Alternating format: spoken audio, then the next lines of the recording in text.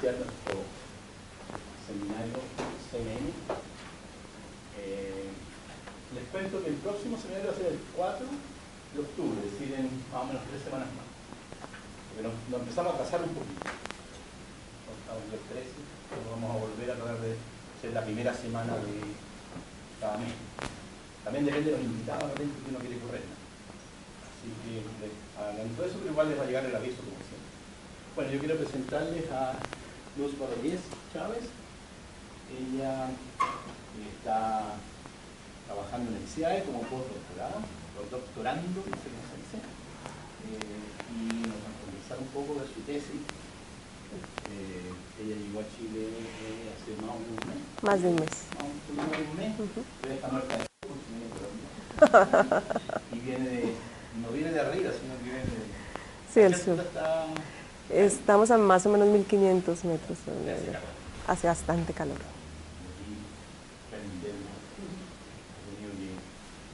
He tenido que estar bien. Bueno, entonces le damos la bienvenida. Ella nos va a hablar su tesis, una perspectiva sociopolítica a las prácticas de enseñanza. Muchas gracias. Bueno, muchas gracias por la invitación. Buenas tardes. Gracias por la invitación a conversar sobre este tema que es a veces un poco difícil, sobre todo cuando nos preguntan cuál es la relación que hay entre política y matemáticas. Pareciera que no hay, ¿cierto?, desde algunas perspectivas, relación alguna, en tanto que se considera que las matemáticas son políticamente neutras. De hecho, son neutras en todo sentido.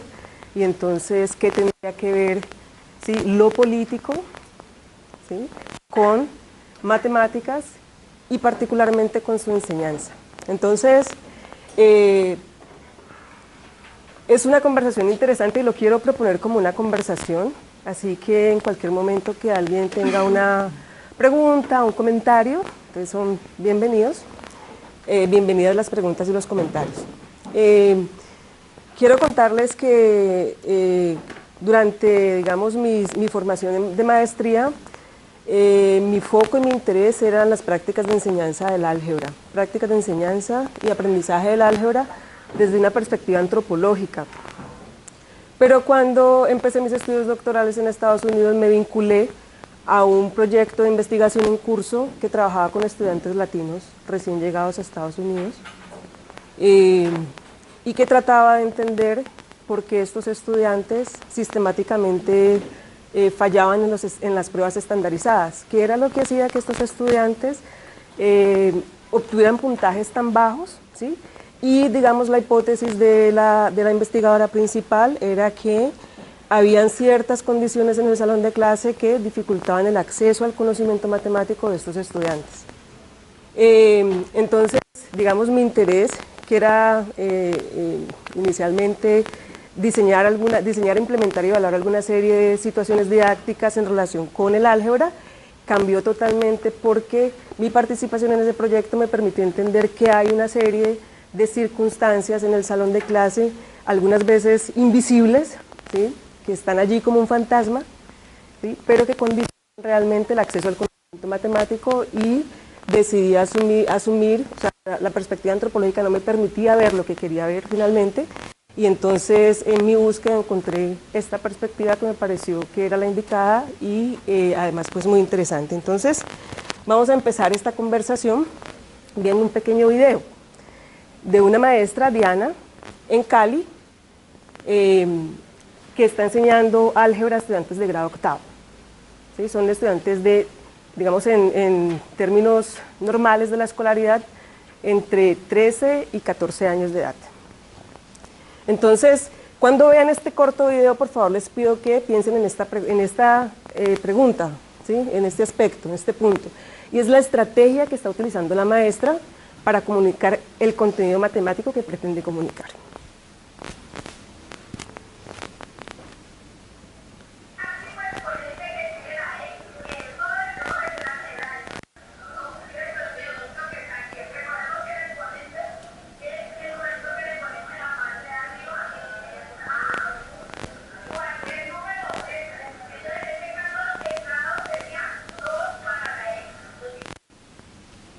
¿Se escuchó? ¿Más o menos? Entonces,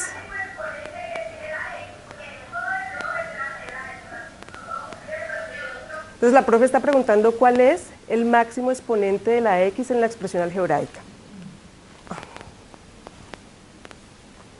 Y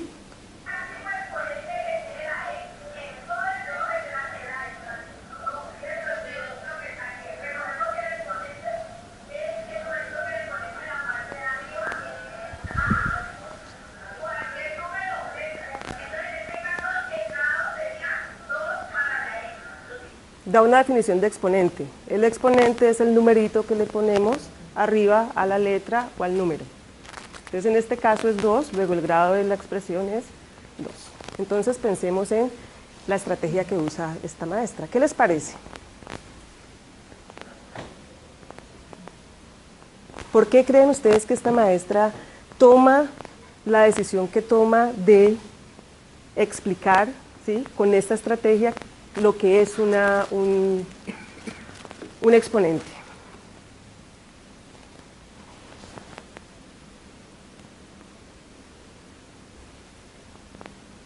Porque piensa que así los estudiantes van a reconocer el exponente. O sea, apelando a las... Si le presenta otra ecuación y le dice cuál es el exponente, el numerito chico más grande que hay, ese es el exponente. Okay. Se van a poder responder eso. Bien, entonces la profe está apelando, fíjense, a la característica visual del objeto matemático. ¿Sí? No apela a la relación, al tipo de relación, ¿sí?, que representa, sino que apela a una característica visual que le permite al estudiante recordar. ¿Algún otro comentario?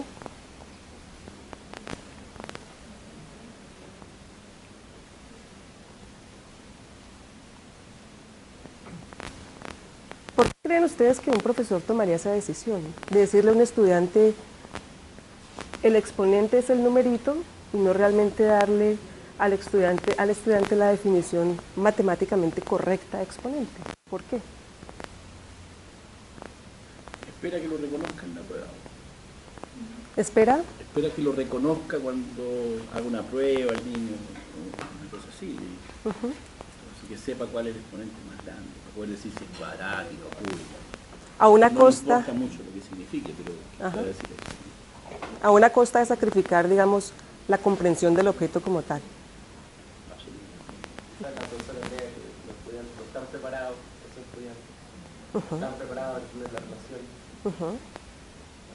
Sí, puede ser que... O quizás se siente un poco obligada a que sus estudiantes tengan un resultado de una prueba que toman todos los liceos donde los alumnos tienen que reconocer eso. Ok. Está preocupada de que cuando les toque lo sepan decir.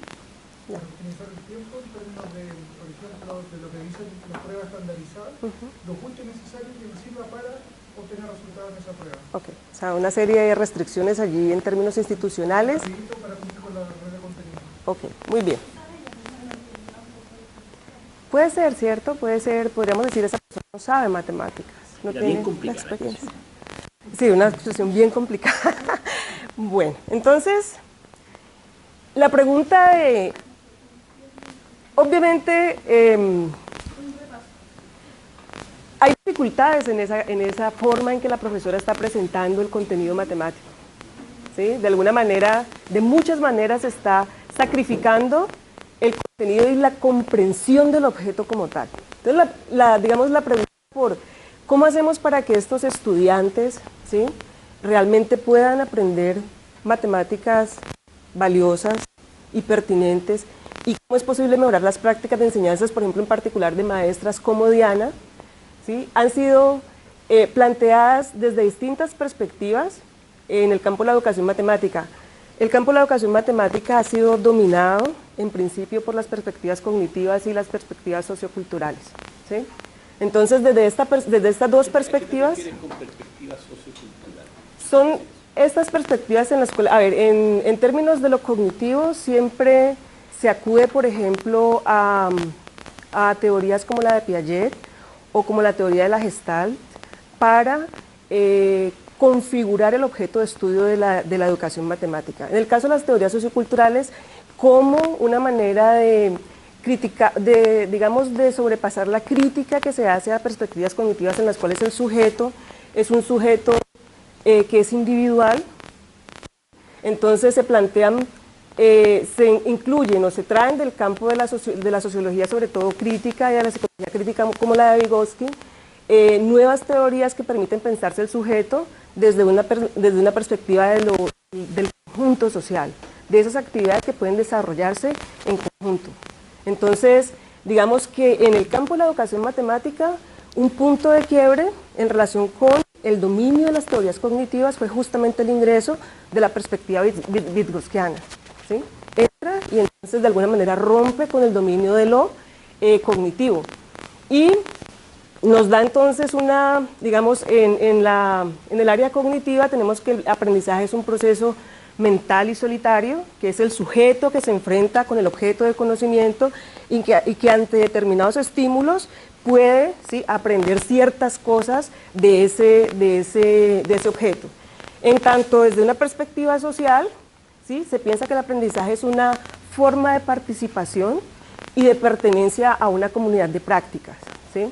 Entonces, tenemos aquí dos grandes perspectivas sobre no solo el objeto, sino también la forma de entender los procesos de enseñanza y aprendizaje de las matemáticas que han dominado tradicionalmente el campo.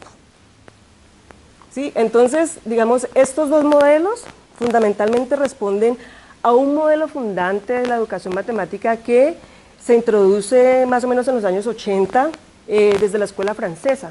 ¿Sí? Es la denominada escuela francesa de la didáctica de las matemáticas la que nos propone este modelo. ¿Sí? Inicialmente, la relación didáctica se planteaba en términos de la relación entre el maestro y el estudiante, cualquier forma que tuviera, horizontal, vertical, diagonal, cualquiera, pero es Brousseau el que introduce el saber matemático como un saber que puede ser problematizable y que determina la relación entre el maestro y el estudiante, la cual es regulada por el contrato didáctico, es decir, lo que se espera que el estudiante y el maestro hagan en relación con el objeto matemático. Entonces aquí hay por parte de Chevalard, que también hace parte de este grupo de didactas franceses, introduce la noción de nosfera, ¿sí? Como es decir, esta comunicación y construcción del saber matemático no se da en el vacío, ¿sí? No se da sin la presencia de una serie de actores que determinan y toman decisiones frente a lo que son las matemáticas y cuáles matemáticas deberían ingresar aquí en este triángulo didáctico. ¿Cuál es el papel del sujeto y cuál debería ser el papel del estudiante? Pero en términos de la didáctica de las matemáticas y de la teoría de la didáctica de las matemáticas, la nosfera no es cuestionada, sencillamente está allí. Y se reconoce que hay unos actores que toman decisiones, pero esto que en términos generales podría ser el contexto, pues no se problematiza. Entonces, tenemos que desde perspectivas cognitivas y socioculturales hay unos interrogantes y hay unas realidades que no se pueden responder, que no se pueden, digamos, analizar en profundidad. Por ejemplo, preguntas como, ¿por qué siempre fracasan en el aprendizaje de matemáticas los mismos grupos de estudiantes? Por ejemplo, en Chile. Sí, Chile ha hecho una inversión enorme en educación en los últimos años, ¿sí? Digamos que ese esfuerzo enorme se ha traducido en mejores resultados de aprendizaje en pruebas estandarizadas. Por ejemplo, las PISA y las TIMSS.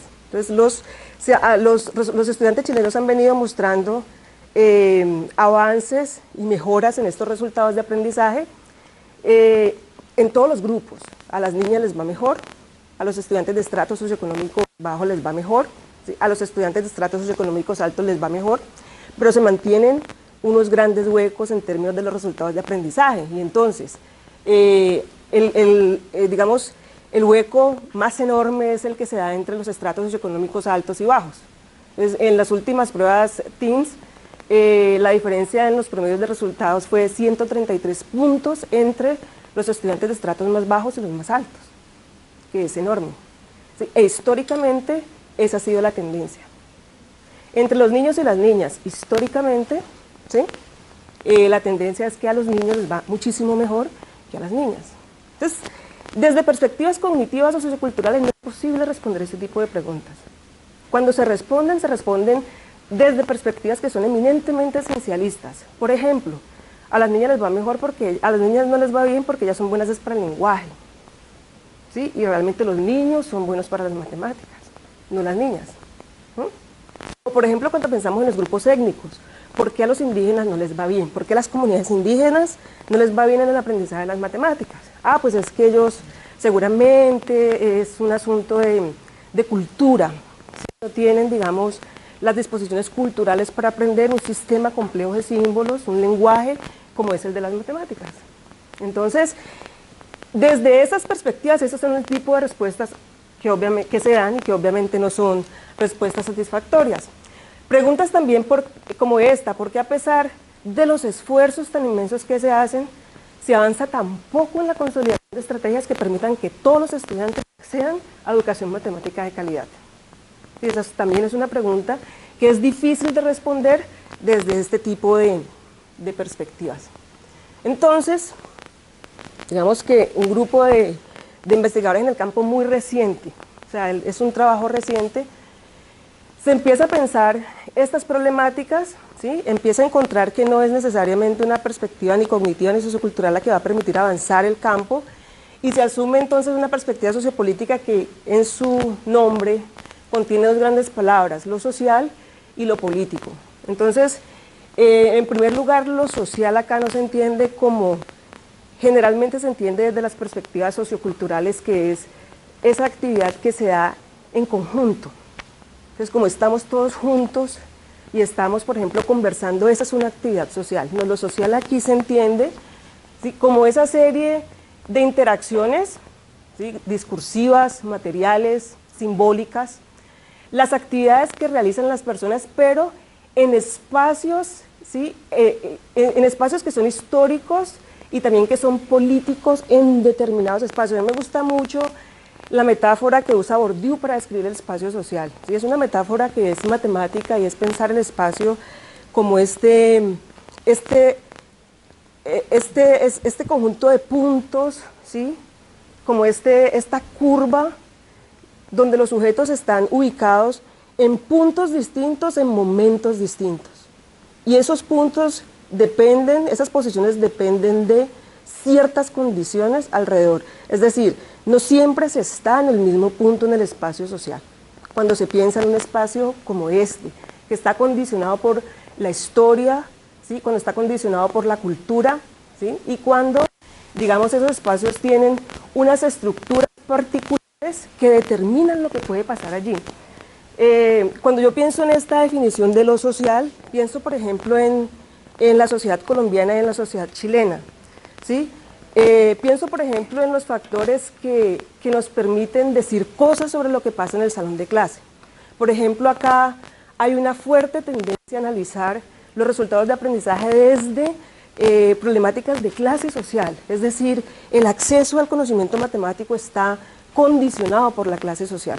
Entonces, los estudiantes más pobres van a colegios que tienen unas condiciones y unas características determinadas, mientras que los estudiantes de estratos socioeconómicos altos tienen acceso a otro tipo de condiciones que permitiría entender por qué los resultados de aprendizaje que se obtienen son esos y no otros. En Colombia, bueno, y eso, digamos, ¿por qué no hablamos de lo racial y lo étnico en Chile? Por ejemplo, ustedes apenas se están enfrentando ahorita una ola de inmigración de personas que no son de raza blanco-mestiza como es el dominio en Chile, pero están enfrentando, digamos, apenas personas que vienen de Ecuador, que vienen de Colombia, que vienen de Perú, que vienen de Haití, ¿sí? Y la pregunta es, en unos años, ¿cómo eso va a cambiar las dinámicas y el discurso sobre las prácticas y lo que pasa en la educación matemática? Colombia, como es una sociedad que tiene un alto porcentaje de comunidades indígenas y negras, entonces lo que analizamos y lo que pasa en el salón de clases no se hace solo desde, digamos, la postura de clase, sino también de etnia y de raza. Entonces, cuando Valero habla de este tipo de estructura, se refiere justamente a eso, esas condiciones de tiempo y a las características históricas de las sociedades en particular. Entonces, lo social se refiere a eso, no solo a la posibilidad de conversar, de dialogar, de compartir y de construir conocimiento conjunto, sino también de toda esta serie de interacciones, ¿sí?, y de momentos históricos y políticos. Desde lo político, entonces, se entiende que desde esta perspectiva es esa conciencia de la existencia de poder. Es decir, las relaciones entre los sujetos están mediadas por el poder, ¿sí? Y por la forma como ese poder me permite posicionarme en el mundo social de determinada manera, ¿sí? Entonces, en el salón de clase, por ejemplo, es posible ver distintas formas como los sujetos se posicionan. Y eso tiene que ver con las características del salón mismo de clase. Pero no pasa solo en el salón de clase, sino también en la sociedad, ¿sí? Por ejemplo, voy a usar un ejemplo chistoso. En una reunión de feministas, puede que un hombre no se sienta tan poderoso, ¿sí? Puede ser, pero en una reunión, no sé, en el estadio de fútbol, por decirlo de alguna manera, puede que el hombre se sienta mucho más empoderado, ¿sí? Entonces, digamos que el poder no es algo que una persona tiene, sino que depende de ese espacio, ¿sí?, que nos describe Bourdieu y que captura Valero en su definición de lo social. Entonces, hay muchas definiciones de poder, ¿sí?, pero digamos que cuando hablamos de una perspectiva sociopolítica queremos concentrarnos es justamente en aceptar que las relaciones sociales están mediadas por él. Entonces hay unas premisas que son fundamentales desde la perspectiva sociopolítica. Pues la primera, me parece a mí que es la más poderosa, y es que el sistema educativo no es neutral en relación con problemáticas de poder, sino que como parte de una estructura social, justamente en el sistema educativo se expresan, ¿sí?, de manera potente problemáticas que existen en la sociedad misma, ¿sí? Y una expresión de esas problemáticas es que hay una distribución inequitativa del conocimiento, las disposiciones y las habilidades matemáticas, en este caso, a lo largo de líneas de clase, de etnia, de raza y de género, ¿sí? Para no hablar de otras como habilidad. Es decir, la habilidad en términos no de la capacidad, sino de las personas que tienen dificultades para oír, para hablar, discapacidad cognitiva, etc.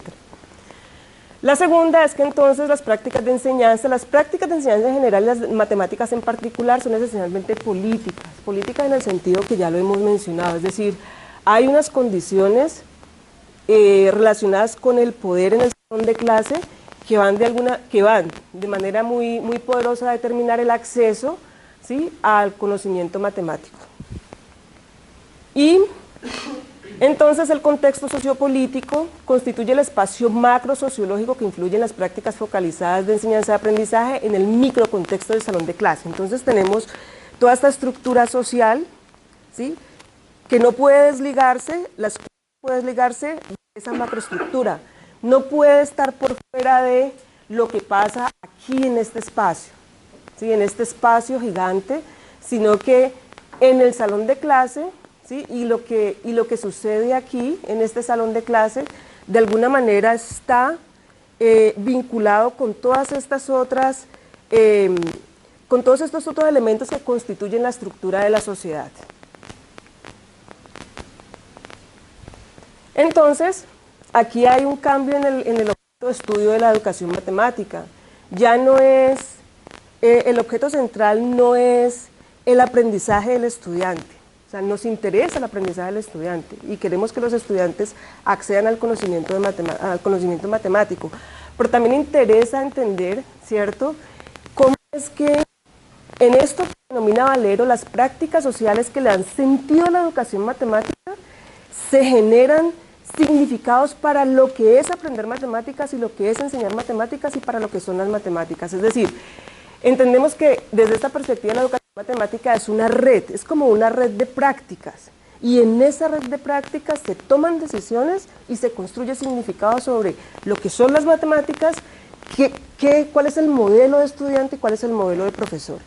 Entonces, por ejemplo, un punto de esa red son los formadores de maestros, ¿sí? Las universidades que forman maestros construyen, ¿sí? Con base en políticas, con base en los resultados de investigación, construyen modelos sobre lo que es ser un buen maestro.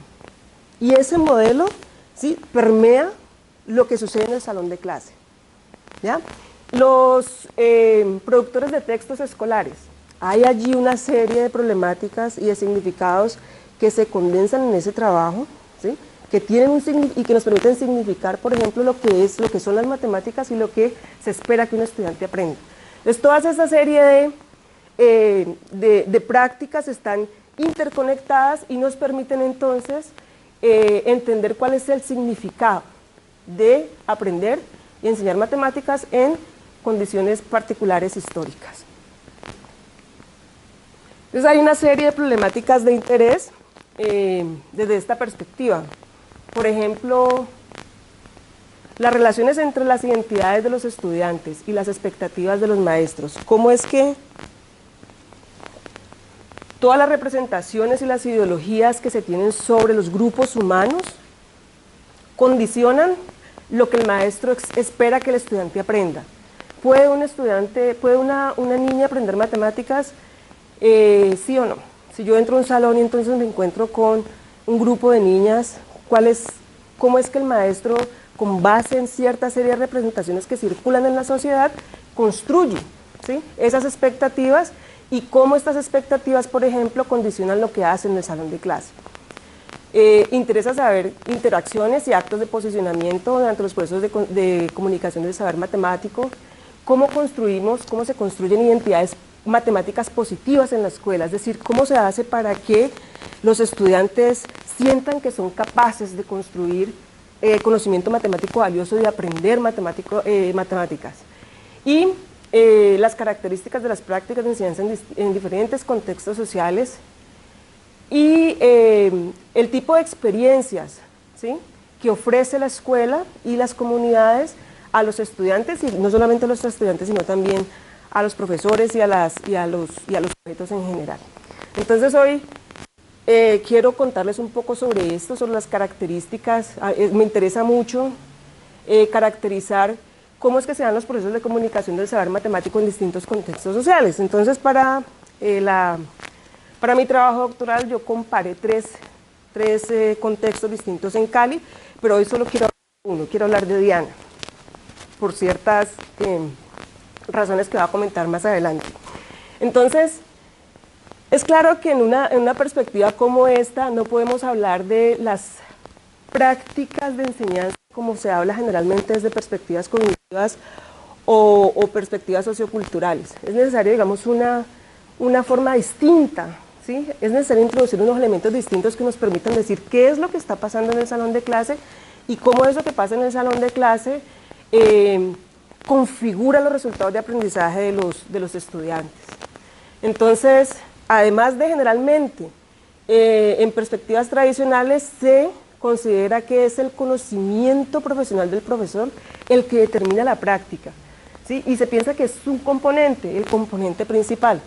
En este modelo vamos a hablar de dimensiones, o sea, en términos de cómo es que, si es posible hablar de la sociedad en términos de esas capas que la constituyen, pues usemos también el mismo modelo para hablar de las prácticas de enseñanza. Entonces, una dimensión es el conocimiento, que es, digamos, la más popular en cualquier modelo de práctica, e incluimos otras dos que son las representaciones sociales que construyen los profesores sobre los estudiantes y que obviamente recogen otras representaciones ideológicas que circulan normalmente sobre los grupos humanos en las sociedades y las interacciones. Entonces van a ser tres dimensiones distintas para ver lo que pasa en el salón de clase. Entonces allí tenemos digamos en detalle, con algún detalle qué es lo que significa cada una de ellas. Las representaciones sociales tienen que ver con los marcos o los discursos que se utilizan para justificar, para expresar, justificar y explicar si un estudiante es capaz o incapaz de aprender matemáticas con base en las identidades sociales, los dominios del conocimiento del profesor. Entonces, yo me ubico o utilizo dos de esos dominios, que son las estrategias y los discursos que usa el maestro para permitir la apropiación y la construcción de conocimiento matemático por parte de los estudiantes, y las interacciones. Es decir, cómo es que el profesor interactúa de manera discursiva con los estudiantes y cómo posiciona a los estudiantes, cómo posiciona el profesor a los estudiantes y cómo los estudiantes se posicionan entre ellos en el salón de clase. Entonces, Diana, que es la profesora que vamos a observar, sobre la que vamos a analizar su práctica, enseña en una escuela ubicada en lo que en Cali se denomina el distrito de Agua Blanca. Cali también está dividida en comunas, este es un mapa de la ciudad de Cali, y es altamente segregada. Entonces las comunas más adineradas son la 1, la 2 y la 19, que están en el oeste de la ciudad. En la comuna 1 viven las élites tradicionales, económicas y políticas, y las comunas más pobres son la 13, 14, 21, 15, 16 y la comuna 7. Ellas, digamos, el límite de la ciudad es el río Cauca, que es el segundo río más grande de Cali, es decir, la ciudad no puede expandirse para el oriente, y todas estas comunas están, digamos, confinadas allá. Estas comunas conforman lo que se denomina el distrito de Agua Blanca, que se caracteriza por tener altos índices de violencia, tener altos índices de pobreza también, y tiene un alto porcentaje de grupos étnico-raciales minoritarios, es decir, el 30% de la población en Cali es negra, el 12% es indígena, pero el 65% de la población negra vive acá y el 80% de la población indígena también. O sea, es altamente segregada en términos raciales, étnicos y sociales también. Entonces, ¿quién es Diana? Diana es ingeniera, tiene un posgrado en enseñanza de las matemáticas, tiene 16 años de experiencia como maestra, ha enseñado matemáticas en la universidad, es decir, la Diana que vimos en el primer video es una persona que tiene un buen conocimiento de las matemáticas y tiene un buen conocimiento de cómo enseñar matemáticas. Y sus estudiantes son de grado octavo, todos pertenecen a estratos socioeconómicos 1 y 2, que son los más bajos. La mayoría están en extraedad, es decir, son chicos que tienen 17 años, 16 años, están en octavo, ¿sí? Y el 44% del grupo que vamos a observar es de población indígena o de comunidades negras. Entonces, con Diana hicimos un seguimiento durante 3 meses. Tuvimos entrevistas, una serie de entrevistas de entrada y finalizadas. Grabamos sus clases, los estudiantes también con unas gafas especiales grabaron las clases desde su perspectiva, y también hicimos entrevistas con base en videos, es decir, con pequeños clips de las clases, hicimos una serie de reflexiones con ella. Entonces, digamos, esta narrativa captura de alguna manera la representación que tiene Diana de su grupo de estudiantes, ¿sí? Estábamos conversando sobre, ella decía, estos niños son muy perezosos, esta gente por acá es muy perezosa, y yo le decía, ¿por qué esa idea es tan popular? ¿Sí? Diana, por ejemplo, es una mujer de clase media que llega o sea, la escuela está ubicada en un sector marginal muy pobre, pero llega en un muy buen carro y se baja del carro al salón. O sea, ella no conoce el sector, entre otras cosas, porque le da mucho miedo salir de la escuela. Y, digamos, dice, ¿por qué crees que esa idea de la pereza es tan popular? Entonces, ¿será por el contexto? La gente lo ha generalizado de esta manera, es decir, las áreas en las que viven las personas vulnerables, que en este caso son pobres, que tienen pocas oportunidades de empleo, pues uno la relaciona con gente que no quiere estudiar y que no quiere hacer nada, no quiere hacer algo con su vida o no puede, no sé. Entonces, digamos, esa idea común que encontramos sobre la gente pobre. Es como si la gente pobre escogiera ser pobre, ¿sí? Y se goza el hecho de ser pobre. No quiere, ¿cierto? No quiere hacer nada, no puede hacer nada, ¿sí? Y no quiere estudiar tampoco. Entonces, una narrativa que digamos, expresa unas bajas expectativas en relación con el grupo de estudiantes que ella tiene al frente. Pero también hablaba mucho de los estudiantes de raza negra en su clase, ¿sí? Y digamos, un comentario todo el tiempo es que ellos, yo no sé por qué no aprenden, yo no sé por qué no aprenden. Y yo le pregunté, bueno, ¿crees que necesitan alguna ayuda para aprender matemáticas? Entonces decía, su respuesta fue, no solo para aprender matemáticas, ¿sí? Ellos necesitan ayuda para aprender cualquier cosa, ¿sí? A ellos no les gusta leer y leer es fundamental para aprender en la escuela. A ellos no les gusta leer y entonces ellos no comprenden los diferentes conceptos en las clases, y ellos no tienen la cultura de las tareas, ¿sí? Es decir, es otra vez una idea, una representación que en el campo de la sociología se denomina de peyoración cultural, es decir, considerar que no se tiene las competencias culturales para aprender matemáticas, ¿sí? Y ella lo pone en el terreno de una enfermedad, porque fíjense que lo pone como es necesaria ayuda psicológica, no es que se necesiten otras prácticas ni una serie de estrategias didácticas para ayudarle a estos estudiantes, sino que hay que mandarlos al psicólogo y a que hagan terapia ocupacional, es decir, pone unas dificultades que pueden ser académicas, lo pone en el terreno de la enfermedad. Entonces son, digamos, representaciones negativas sobre sus estudiantes. Ahora consideremos las prácticas. ¿Cómo es que consideremos las estrategias que usa Diana, ¿sí?, para movilizar conocimiento algebraico? Yo tuve la fortuna de estar en la primera clase de álgebra que ella dictó. Esta es su primera clase de álgebra. Esta es la introducción al álgebra de este grupo de 43 estudiantes, ¿sí?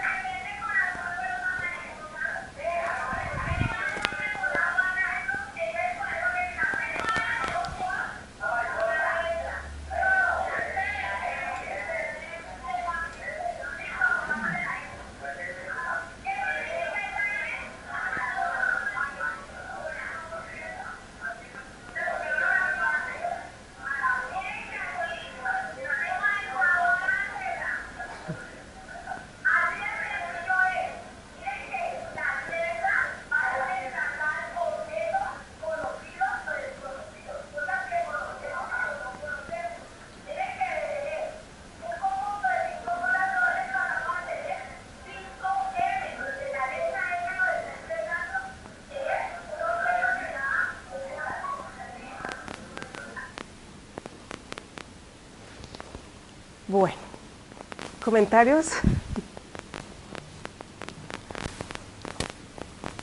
Entonces, no es que Diana no sepa cómo enseñar matemáticas y que no sepa matemáticas. Hay otras cosas que están allí en juego para que ella tome decisiones en relación con las estrategias y en relación con el discurso. Entonces, ¿qué podemos decir de las estrategias que usa Diana? ¿Sí? Voy a empezar con esta, ya lo vimos en el video anterior, el primer video, y es...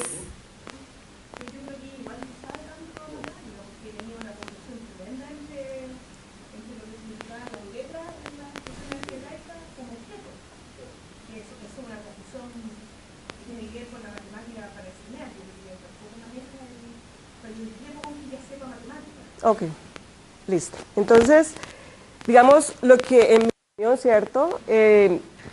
Ella, bueno, vamos a verlo un poco más adelante. Fíjense que ella contextualiza, ¿por qué usa, y lo dice al principio, trae a colación los cinco corazones? Lo hace porque les dice, como ustedes siempre están enamorados, entonces tenemos corazones, ¿sí? Ese contexto que aparentemente puede motivar a los estudiantes es un contexto que no es pertinente y que no significa el objeto matemático variable que está ella tratando de introducir en esta clase, ¿sí? O sea, es una contextualización no pertinente ni del objeto y tampoco de las operaciones como lo hacen en otras clases. Pero es una estrategia sistemática que usa. ¿Sí? Por ejemplo, en una clase los estudiantes tienen dificultades para operar con expresiones algebraicas. Dice, les presenta este ejercicio, 10x menos 15x. Entonces, ¿cuánto es 10x menos 15x? Y nadie responde. 10x menos 15x. Entonces, dice, pues, ustedes saben que el menos es una deuda. Entonces, eso quiere decir que usted tiene 10, ¿sí? Y debe 15. Entonces, ¿debe o tiene? Debe, ¿cierto? ¿Cuánto debe? 5. Entonces, menos 5 y póngale la x. Entonces, es recurrir siempre, ¿sí? Coger la expresión algebraica y ubicarla en un contexto para el cual ese contexto puede ser cercano a los estudiantes, pero no es pertinente matemáticamente. Entonces, digamos, es una estrategia sistemática, ¿sí? Que lo que hace es, digamos, impedir el acceso significativo de los estudiantes al conocimiento matemático, ¿sí? Al significado del objeto matemático. Y que a mí me parece que es muy interesante, la reificación que ella hace del objeto matemático, ¿sí? Es coger un objeto como es la variable y volverla un objeto del mundo material. Es ese juego entre el objeto matemático y como objeto del mundo real. Entonces un corazón, ¿sí? Pasa por una serie, digamos, de momentos para convertirse en una variable, pero la variable es al mismo tiempo el corazón, ¿sí? Entonces, digamos, distintos investigadores en el campo nos han dicho que, por ejemplo, como Caput y Sfar, la importancia de que los sujetos, cuando están aprendiendo álgebra, puedan entender que la expresión algebraica puede ser una operación, pero que también en un momento es un objeto matemático por el mismo. Y ese reconocimiento de que el objeto matemático, de que esa expresión es un objeto matemático en sí mismo es la puerta de entrada, por ejemplo, el conocimiento de las estructuras matemáticas. Eso, en el caso en que lo está poniendo Diana, no va a suceder nunca. No va a suceder. En relación con los discursos, pues ya vimos que ella apela a las características visuales de los objetos, por ejemplo, decir 5m, la m es la letra que está allí, ¿sí? La variable es la letra que está allí al lado del número, ¿sí? Como el objeto que se pone al lado o como el numerito que está arriba. Y entonces tenemos una ausencia de lenguaje matemático riguroso. ¿Ya? Entonces, la mayoría de las interacciones en su salón de clase siguen este patrón. Ella hace una pregunta, alguien da una respuesta, ella evalúa si la respuesta está mala o no. Ella evalúa, ¿sí? Son preguntas de baja demanda cognitiva, por ejemplo, ¿cuántos corazones hay aquí? ¿Sí? Y obviamente que este tipo de interacciones y de preguntas pues posiciona a los estudiantes como incapaces de elaborar procesos matemáticos complejos. Entonces ahora voy a tratar de un poco discutir la pregunta que hacía Salomé. Y es, en alguna ocasión estamos analizando un video y yo le pregunto, ¿por qué crees tú que los estudiantes están teniendo dificultades con el álgebra? Esto ya habían pasado más o menos 2 meses desde la primera clase. Entonces ella dice, pues hay muchas explicaciones. Primero, ellos están tan mal preparados con el tablero y se sienten perdidos. Y a mí esto que subrayo acá, que resalto acá, me parece clave, y es, yo trato de enseñarles de la forma más simple posible. Y más simple es apelando a las características de los objetos, trayendo contextos que pueden ser cercanos para los estudiantes, pero que no son relevantes, no son importantes ni relevantes matemáticamente hablando, ¿sí? No importa cuánto me esfuerce por enseñarles, ellos no aprenden. Segundo, no les importa, no ven la utilidad de las matemáticas. Y tercero, ellos vienen a la escuela a pasarla rico. Es decir, yo creo que ella sí sabe matemáticas, pero sencillamente sus expectativas son tan bajas en relación con ese grupo de estudiantes y sus representaciones sociales son tan peyorativas y tan negativas que toma el tipo de decisiones que toma. Es decir, sus estrategias de enseñanza están mediadas por este tipo de representaciones, por el tipo de representaciones que ven. Y las interacciones también. O sea, no es un problema del conocimiento. Yo supongo que ya hubiese sido muy interesante ver, por ejemplo, cómo enseñaba matemáticas al nivel de la universidad, pero yo creo que ella en la universidad no hubiese dicho que el exponente era el numerito que estaba en la parte de arriba. ¿Sí? ¿No tiene que ver un poco también con la frustración que uno tiene como profe cuando se encuentra en un contexto completamente distinto y uno ve que no tiene recursos y de alguna forma empieza a hacer concesiones y más que de repente una baja expectativa, es como que el espejo de la frustración que uno mismo tiene trabajando con estudiantes y busca y trata de que entiendan y busca de una y otra forma y te encuentras como que no hay esa conexión y eso demora bastante tiempo. No, eso no se ha estudiado, por ejemplo. Pero sería una, digamos, hipótesis interesante, ¿no? Como la serie de restricciones también a nivel a nivel institucional que condicionan lo que uno, condicionan las decisiones que uno toma como maestro. No sé, yo entiendo que la visión que está viendo sociológica, el análisis desde el punto de vista cualitativo, y bajo eso quisiera mencionar, por ejemplo, una experiencia que yo tuve en la misma lógica, trabajando en un colegio particular con estudiantes de trato social medio alto. Tenía una forma de enseñar matemáticas, después me pasó al colegio con un nivel alto, y entré a la sala de clase y lo primero que fue un bajón súper frustrante porque empecé a hacer mi clase de álgebra y ninguna estrategia me resultaba, ni siquiera los chistes. Entonces era súper frustrante esa situación. Entonces yo me empecé a frustrar, empecé a buscar herramientas y claro, también el contexto que los otros profes tenían eran bajas expectativas. Entonces todo eso se sumaba a mi frustración. Y yo creo que habiendo estudiado matemáticas en una facultad de ciencias, conscientemente sí hice muchas concesiones para la desesperación que estaba en la realidad. Y eso me costó harto tiempo, como 5 años. Entonces creo que también los profesores reflejamos nuestras expectativas. Claro. Eso que dices a mí me parece que es fundamental, porque fíjate que no tiene que ver con el conocimiento, no tiene que ver con tu conocimiento matemático ni con el conocimiento que tienes sobre la forma de enseñar matemáticas, sino que hay otra serie de elementos mediando en las decisiones que tienes que tomar. Por ejemplo, tengo un grupo de estudiantes con estas características que hago, ¿sí? O sea, yo tengo la formación matemática, ¿sí? Pero hay algo que está, es lo que yo denomino el fantasma, esos fantasmas que están en el salón de clase, ¿sí? que me obligan a tomar ciertas decisiones, ¿sí? De estas y no otras. ¿Sí? Saben que hay un problema con el tema del pasar al álgebra, que los estudiantes van asimilando conocimientos de forma muy heterogénea. Entonces tú tienes un grupo que va súper rápido y un grupo que se te va quedando atrás y tienes que ir buscando estrategias para que todos vayan y lleguen en primero medio con el tema de la representación algebraica.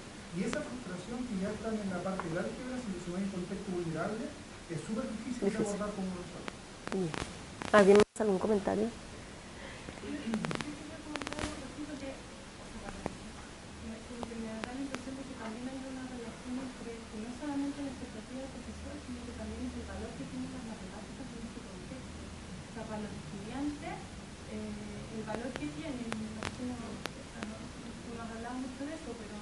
Probablemente no ven mucho valor, porque probablemente ellos tienen expectativas bajas de acceder a una carrera donde necesiten esas matemáticas, entonces es más como que creo que es un juego entre las expectativas del alumno y quizás eso tiene que ver con la percepción del profesor y ahí. Sí, pero es algo que no he explorado. Entonces, digamos,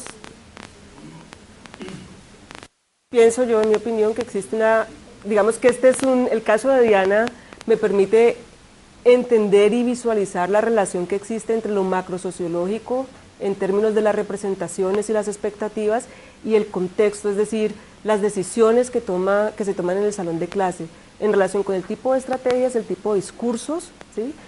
Utilizados por la maestra. Entonces, pienso yo que, digamos, que el modelo de enseñanza que se propone desde una perspectiva sociopolítica, digamos, nos confirma y nos permite entonces entender estas dinámicas que no es posible ver solo desde, si consideramos que la práctica es lo que el profesor hace, ¿sí? Solo lo que el profesor hace en clase, las decisiones que toma, sin tener en cuenta la relación entre lo macro y lo micro del salón de clase.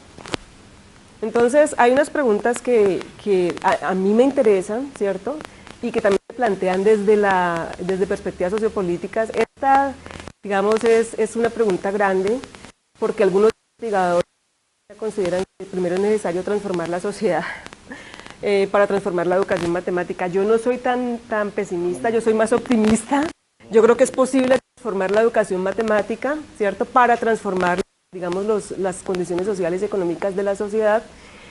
Me interesan muchísimo estas dos, ¿cierto? ¿Cuáles deberían ser las características de los programas de desarrollo profesional para que, digamos, se afecte de manera positiva las prácticas de los maestros, sobre todo estudiantes marginalizados? Es decir, evidentemente los programas de formación que se enfocan, ¿sí?, con base en lo que yo he mostrado, que se enfocan solo en fortalecer el conocimiento matemático y didáctico del profesor, pienso yo que les falta, ¿sí?, que les falta algo, y les falta justamente esa reflexión sobre estos otros elementos que tienen que ver con los actos de posicionamiento, que tienen que ver con la comprensión de que el estudiante que está allí no es solo un sujeto cognitivo, sino que también es un sujeto político, es decir, que tiene unas identidades sociales, ¿sí?, que determinan sus posibilidades de acceso, no solo al conocimiento matemático, sino en general al conocimiento.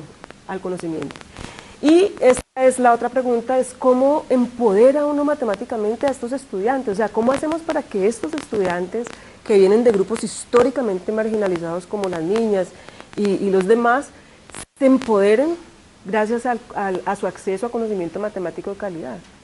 Sí, porque de alguna manera la historia de muchos de nosotros es esta, es que las matemáticas, por el valor que tienen en la sociedad, nos permitió movernos exitosamente a través del sistema educativo, y también movernos exitosamente en la sociedad, pues exitosamente desde la perspectiva pues occidental. Entonces, ¿cómo hacemos? ¿Cómo hacemos para generar condiciones para que estos chicos puedan empoderarse y crear identidades matemáticas positivas? La resolución de problemas, por ejemplo, es una de las estrategias que se muestra de esa manera, ¿sí? Se dice que los estudiantes, cuando se implementan estrategias de resolución de problemas en el aula, las niñas, las minorías raciales, al menos en Estados Unidos hay algunos estudios sobre eso, logran mejorar significativamente sus resultados de aprendizaje. Pero nosotros aquí en Latinoamérica no tenemos todavía estudios de esa naturaleza, entonces digamos que son como las cosas en las que estoy interesada en estos momentos. Muchas gracias. Preguntas, comentarios.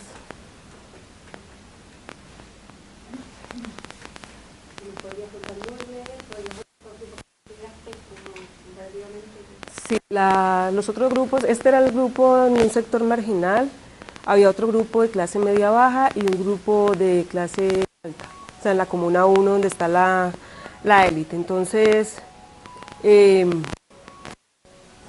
sobre todo en el sector de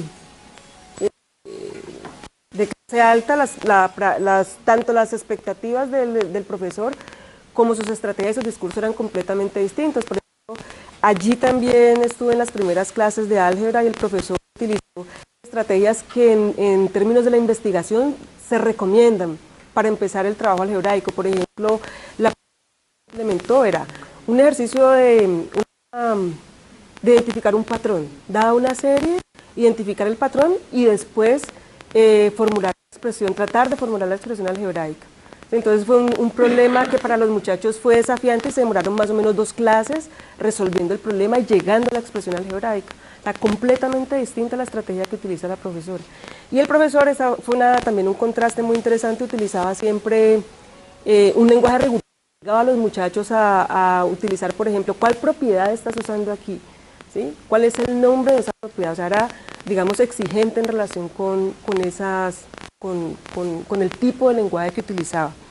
En las entrevistas el profe nunca se refirió digamos, por ejemplo, a ninguna de las identidades sociales de los muchachos, nunca dijo es que las niñas, es que estos estudiantes, sino siempre era, es mi responsabilidad como profesor que estos estudiantes aprendan. O sea, él asumía la responsabilidad, era su responsabilidad y no del estudiante, contrario a Diana. Diana es que el problema es de estos chicos, que no pueden, que no quieren, que no tienen las habilidades, o sea, discursos totalmente distintos. En el colegio de clase media, era una escuela pública también, fue muy interesante porque el profe, digamos, tenía el grupo de estudiantes pobres era poco, ¿sí? Tenía como 5, un grupo de 33, 5 estudiantes que venían de estratos muy pobres, habían solamente 3 estudiantes de minorías étnicas, entonces las tensiones que se veían en el salón de clase eran muy interesantes, pero el profe también tenía, digamos, en relación con ese grupo pequeño de estudiantes, expectativas que manifestaba Diana, y había, digamos, ciertas situaciones, por ejemplo, de ignorar las preguntas de estos chicos, o les daba la espalda todo el tiempo, o sea, una serie de posicionamientos allí también que impedían que los muchachos tuvieran un acceso a su clase, ¿no? Entonces, digamos, sí hay una relación muy interesante entre representaciones sociales, entre las estrategias y los discursos y las interacciones, dependiendo del contexto en el cual esto se presente. Y en alguno de los casos, ya sea en clase más alta, ¿le haya tocado la oportunidad de trabajar en una clase distinta, como que poder comparar El profe de estratos que trabajaba en la escuela de estratos económicos altos, sí, trabajaba en colegio público. ¿Y cuál era el feedback que sentía? Que era que los muchachos del sector de la escuela pública tenían muchas dificultades. ¿Y también le echan la culpa a ellos? Pues, sabes que hablamos poco de eso, pero él me decía que a veces las tareas de grado sexto en el colegio privado es a los muchachos de grado octavo en el público. Porque él me decía, es que no, estos chicos tienen muchas dificultades, entonces no se les puede hacer el mismo nivel de exigencia que acá.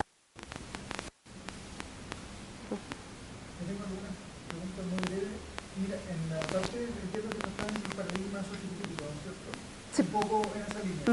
Entonces, bajo eso, cuando mencionaste el tema del rol del profesor, dentro de las cosas apareció el modelo de MKT y algunas otras cosas, pero, por ejemplo, ¿qué pasa con la investigación-acción?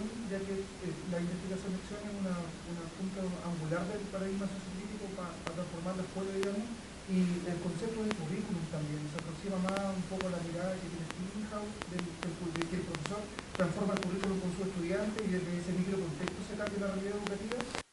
De la teoría, usted, la sociopolítica, asumen eso, currículum y el rol del profesor.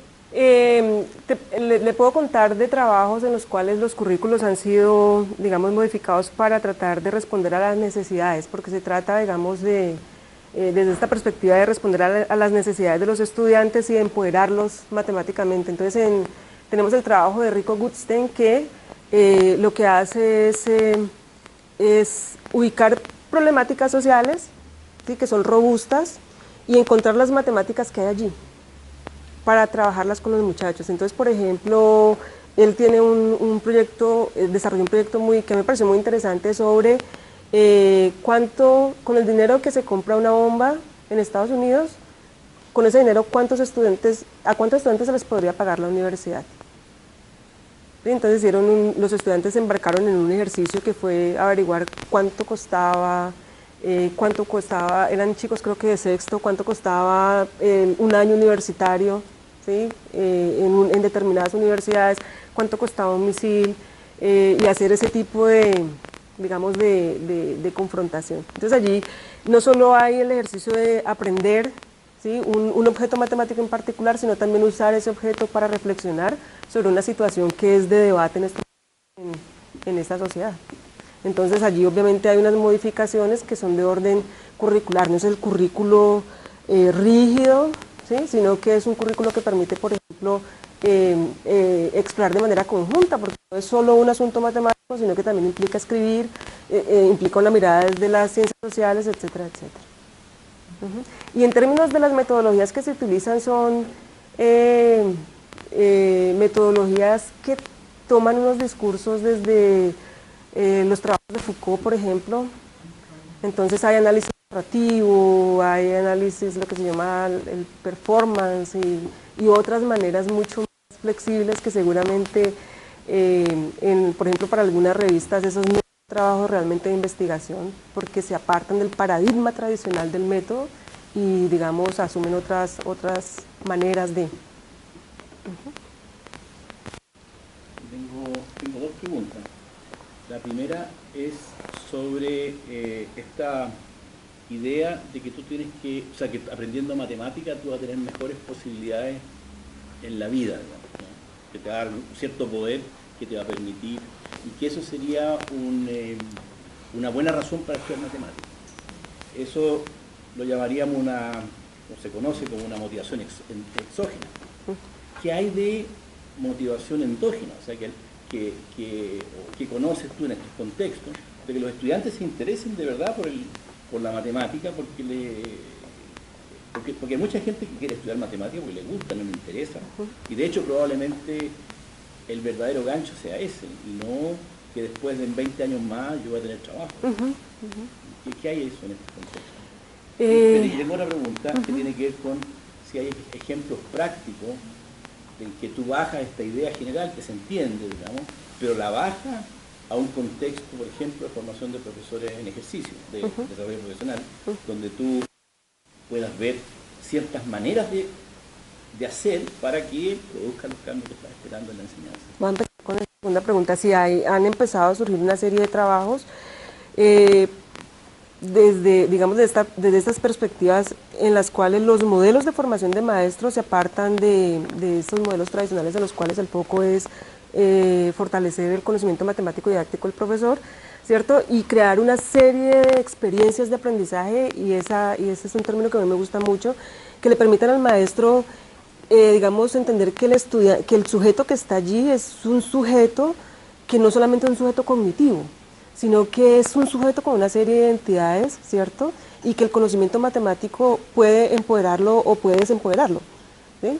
Entonces, por ejemplo, hay una experiencia de un programa de formación en el cual la profesora le pidió a los profes que fueran hasta las comunidades de los estudiantes, ¿sí? Y que indagaran por las prácticas matemáticas para, con base en esas experiencias, construir actividades de aprendizaje que fueran de interés de los estudiantes y que les permitiera construir sobre esas experiencias.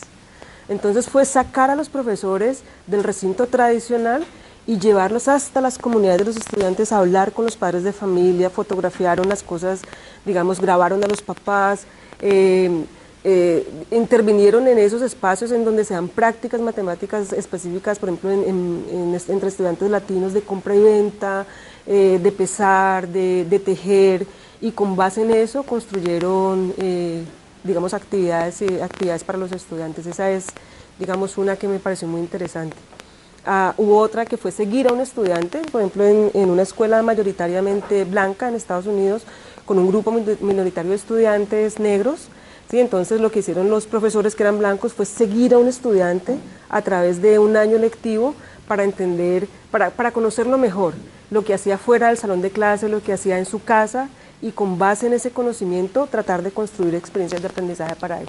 Entonces no era solamente el conocimiento matemático, sino un conocimiento distinto del estudiante. Sí. ¿Cuál era la otra pregunta? No, lo otro era con respecto a las motivaciones, si hay alguna idea con respecto a eso. Que, por ejemplo, los coreanos conocidos que estudian matemáticas pero no les gusta, no les interesa, sino que estudian porque eso les va a permitir estudiar medicina. Sí, es un poco una motivación exógena. Es un poco lo de las identidades matemáticas de los estudiantes, o sea, cómo desde la escuela es posible construir esas identidades. Esa es una pregunta que está abierta y realmente conozco trabajos en esa línea. Es una pregunta que está allí, que es muy interesante también.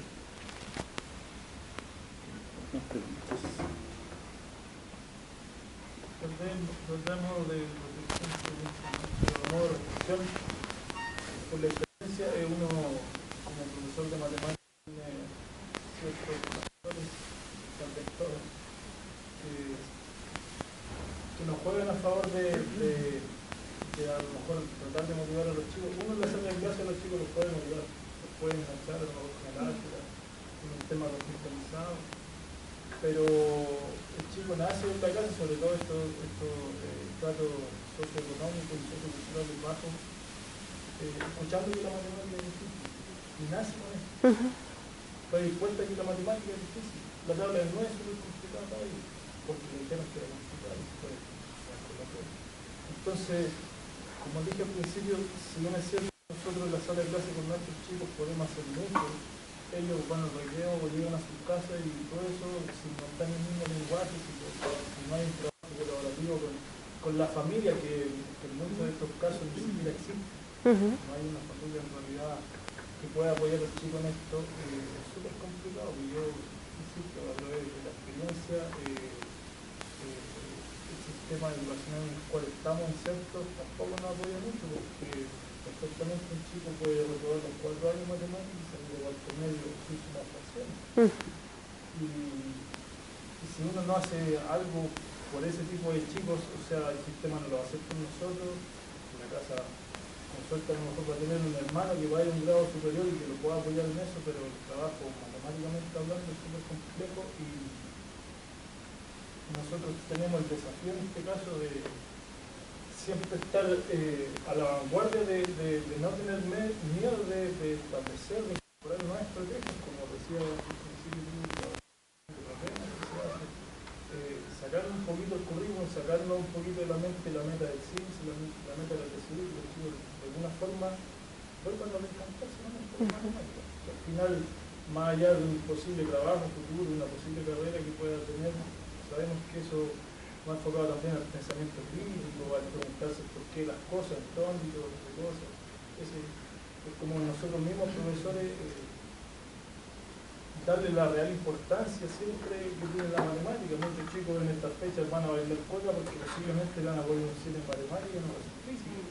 Entonces ahí nosotros como que le damos importancia a realmente la matemática. Pensando a propósito de esto de la motivación intrínseca, me quedé pensando en esto de que esto de que nos motive, de que la matemática esté ligada siempre como al acceso a carrera, o contrapuesto a que en verdad nos guste. Yo me imagino, no sé si he pensado, también he leído por ahí algo que quizás no es necesario economía, sino que también hay que buscar una manera en que la matemática sea útil para la vida de los chicos a los que le estamos enseñando. Y por ejemplo, pensaba en el departamento donde yo estaba trabajando, estábamos trabajando en una clase que era para enseñar a sectores un poco más vulnerables matemática, probabilidad a través de la prevención del embarazo no deseado.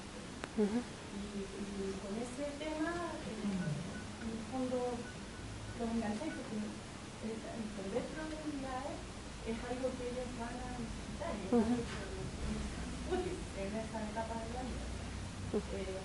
Y entonces no es que puede que les sigan gustando, pero la van a necesitar para poder enfrentarse a la necesidad de no andar sin dolor. En ese sentido, los chicos cuando logran, no sé, hacer el signo menos bien derecho, para ellos ya es un logro, porque siempre lo hizo yo, estoy exagerando, pero aquellos chicos que siempre veían algún ejercicio de álgebra como chino mandarín avanzado y son capaces de en algún momento poder resolverlo, para ellos es un gran logro que se entiende, y eso es lo que uno tiene que ir empujando siempre. Bueno, vamos a seguir la conversación libre, digamos, porque ya son las 6. Muchas gracias. Gracias. Gracias.